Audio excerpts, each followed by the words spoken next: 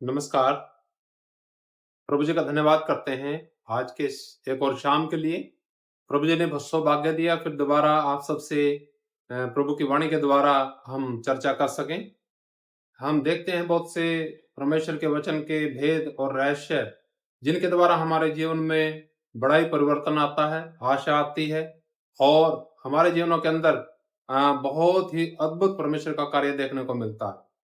एक बात हम देखते हैं प्रभु की वाणी में अक्सर प्रभु यीशु मसीह जी ने लोगों से बताया कि परमेश्वर के राज के बारे में ज्यादा चर्चा की। बहुत से लोग इस बारे में सोचते हैं कि परमेश्वर का राज कुछ इस प्रकार से है जैसे उनकी कल्पना, जैसे वो सोचते हैं उनकी कल्पना के अनुसार परमेश्वर का राज होगा। लेकिन हम प्रभु से इस बारे में उसकी वाणी में देखते हैं प्रभु जी क्या कहते हैं अपनी वाणी में परमेश्वर के राज के बारे में।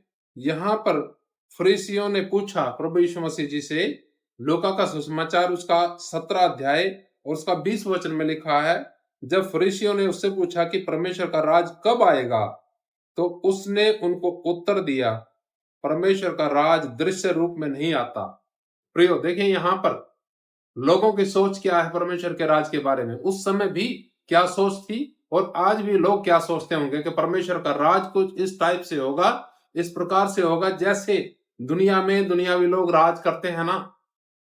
जैसे हमारे देश में एक राज करते हैं, दूसरे देश में कोई दूसरे राज करते हैं, अलग अलग देशों के अलग अलग राजा हैं।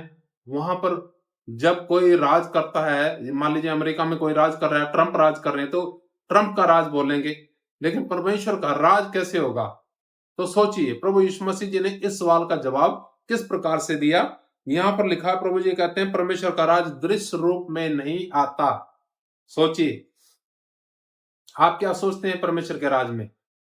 आपके दिमाग में कुछ और ही कल्पनाएं चलती होंगी परमेश्वर के राज के बारे में शायद। लेकिन आप देखिए प्रभु जी क्या कहते हैं हमें परमेश्वर के राज के बारे में। लिखा है वचन में आगे 21 वचन में, और लोग यह न कहेंगे देखो यहाँ है या वहां है, क्योंकि देखो परमेश्वर का राज तुम्हारे बीच में है। प्रभु का धन्यवाद करते हैं इस अद्भुत वाणी के लिए, अद्भुत भेद के लिए जो प्रभु यीशु मसीह जी ने प्रकट किया हम सबके सामने, और इसे हमें समझने की आवश्यकता है। यहां पर प्रभु जी चाहते हैं और बताया है, चाहते तो हैं ही, लेकिन बताया है उसका भेद परमेश्वर के राज का, ना यहां ना वहां, तुम्हारे बीच में लिखा है। हमारे बीच में मतलब हमारे जीवन के अंदर परमेश्वर का राज होता है।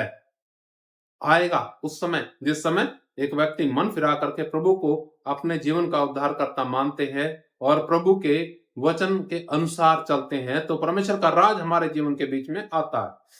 परमेश्वर के राज में क्या होता है? क्या लड़ाइयां, गाली, दंगे, मारपीट, उल्टे काम, अंधकार के कार्य, क्या होता है? सोचिए।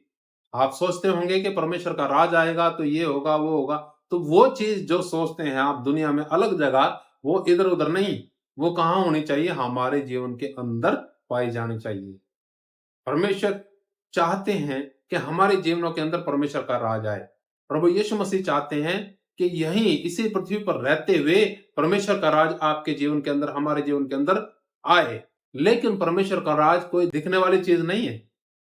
वो उसके गुणों से पहचाना जाता है कि इस व्यक्ति के अंदर परमेश्वर का राज आ चुका, क्योंकि परमेश्वर की बात करता है, इसके जीवन के अंदर परमेश्वर के लिए उद्देश्य है, ये जीवन जी रहा है परमेश्वर की योजना के लिए, अपने लिए नहीं जी रहा है। तो बहुत सी बातें ऐसी हैं जो परमेश्वर की बातें हैं, व्यक्ति के जीवन के अंदर जो पाई जाती हैं, जिन्हें हम कल्पना करते हैं, अच्छी बातों की कल्पना करते हैं। अगर वो किसी व्यक्ति के जीवन के अंदर पाई जाती है तो समझो उसके जीवन के अंदर परमेश्वर का राज आ गया। हम ढूंढते हैं इधर या उधर। एक बार फिर पढ़ के हम समाप्त करेंगे।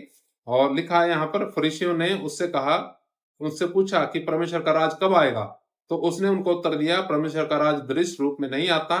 और लोग यह ना कहेंगे देखो यहाँ है या वहां है, क्योंकि देखो परमेश्वर का राज तुम्हारे बीच में है। प्रभु की स्तुति हो। परमेश्वर आप सबको बहुत बहुत आशीष दे।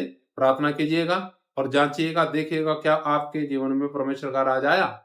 अगर नहीं आया तो घुटनों पर जा करके उससे निवेदन करें कि परमेश्वर आपका राज मेरे जीवन के अंदर आए, आप मेरे जीवन के स्वामी हो, आप मेरे जीवन के ऊपर राज करें। जब प्रभु आपके जीवन के ऊपर राज करेगा तो सोचिए क्या होगा, बड़ा अद्भुत कार्य परमेश्वर करेगा। उसकी योजना, उसकी इच्छा आपके जीवन के अंदर पूर्ण होने पाएगी। प्रभु का धन्यवाद। प्रभु आप सबको आशीष दे। नमस्कार। जय मसीह की। मारनाथा।